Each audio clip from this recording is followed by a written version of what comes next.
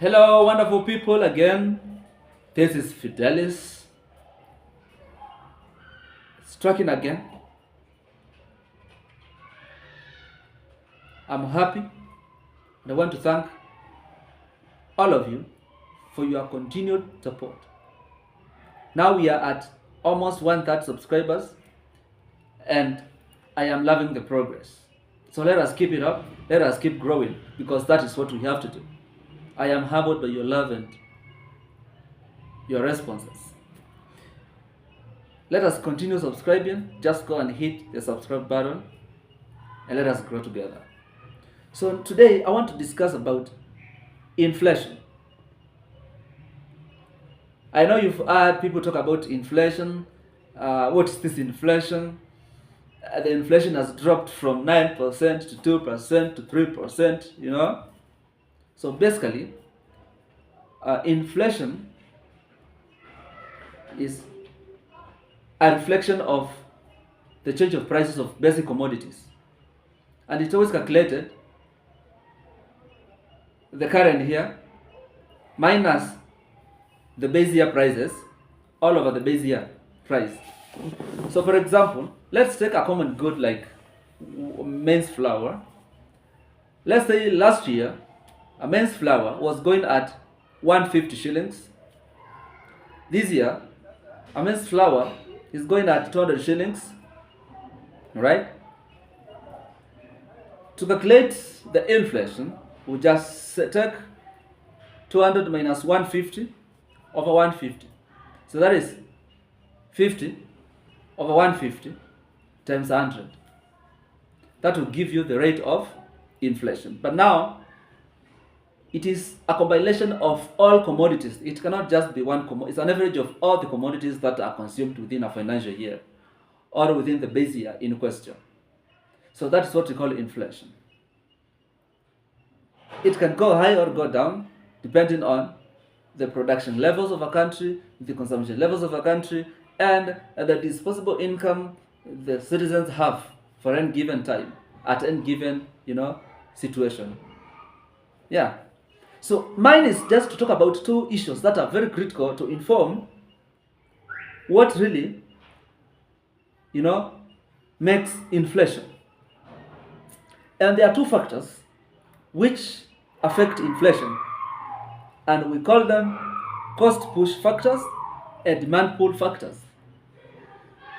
So in a layman's language, cost push is inflation as a result of the cost of producing goods, the cost of production. So for example, when the cost of production goes high, we expect, because of forwarding of that cost of production to the final consumer, the prices will go high. Now when the cost of production goes down, the same could be reflected in the final price of the product to the consumer. So cost push is a factor of affecting inflation in the sense that the higher the cost of production, the higher the price. So if last year the cost of production was less than this year, we expect now, because this year the production is high, the cost of production is high, we will have a higher inflation than last year.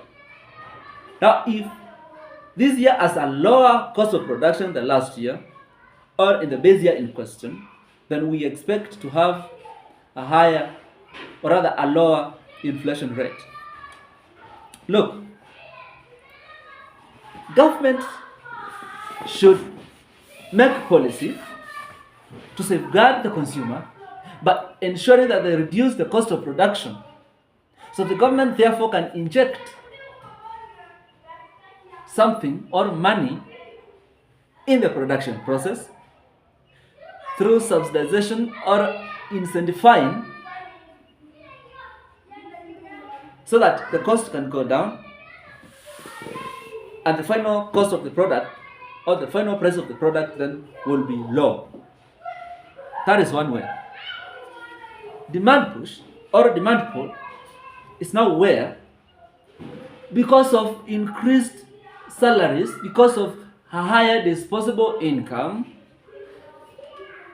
now citizens have the ability to buy goods under the prevailing prices. Now, when they are able to buy those goods, obviously,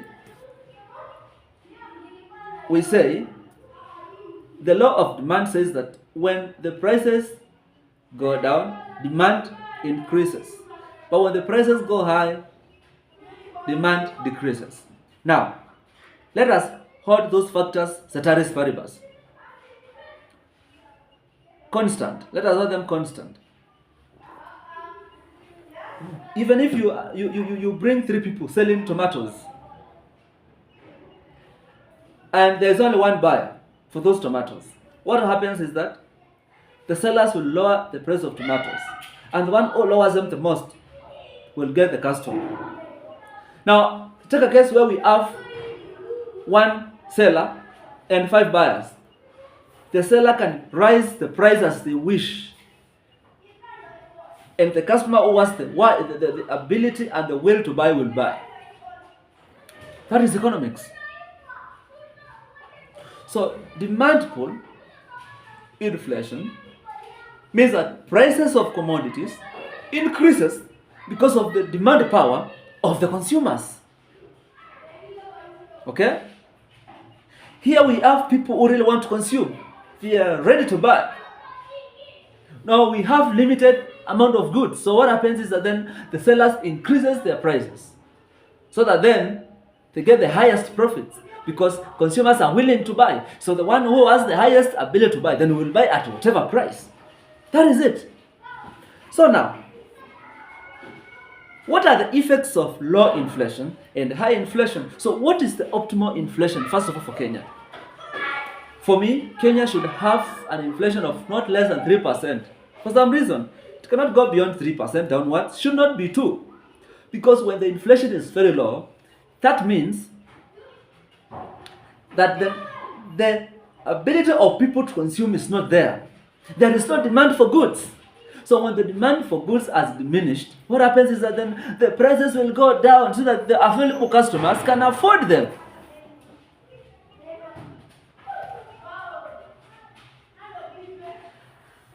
We may lower the cost of production. We may lower the cost of production. But then, does that affect the final consumer? So the economy should work in tandem, that then we somewhat lower the cost of production as we ensure that people have the power to purchase. So without the purchasing power, even if we lower the price of the commodities, it means that we will not be injecting meaningful change to the economy. We will not be. So when we see the inflation has gone down, we should ask 2 questions. Why? And why not?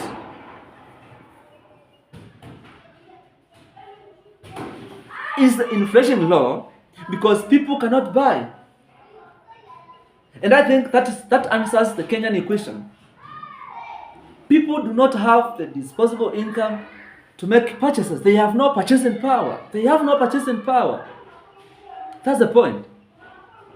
So the inflation is not low because we have many products in the market. No, it is just because the citizens do not have the purchasing power.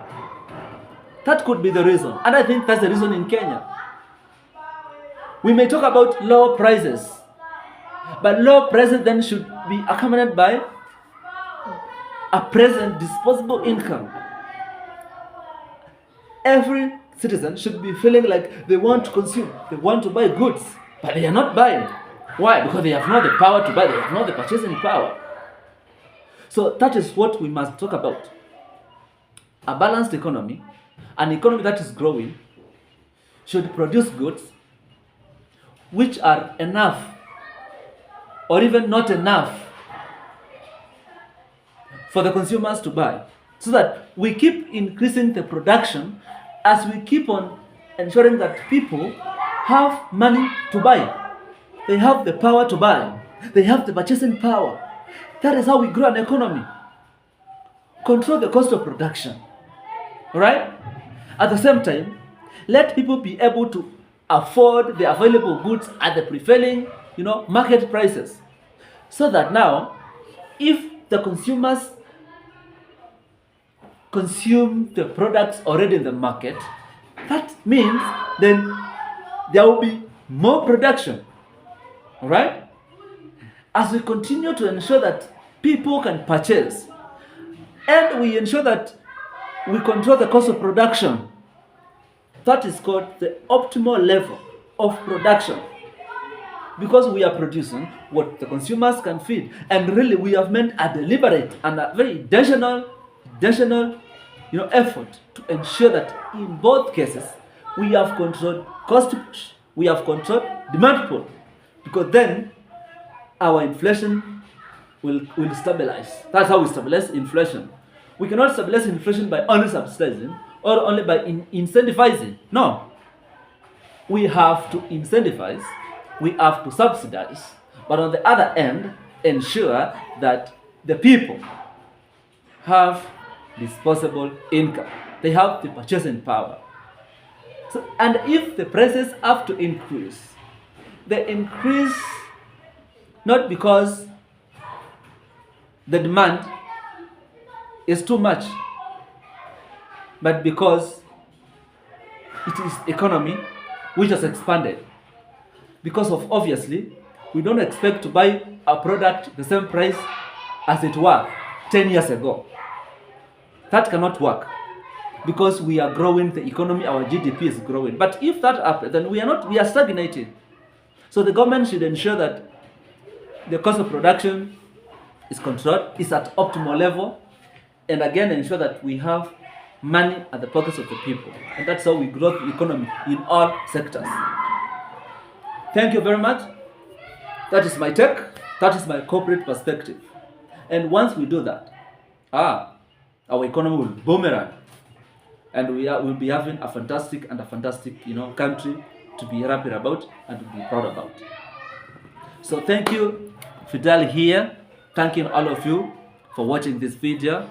And just to request you kindly, just hit the subscribe button and support, and let us grow this channel. Like we mean business, like we mean it, because really more is coming. More is coming. We are hitting top gear slowly by slowly. So very soon you'll be liking it. Let us move together. Adios.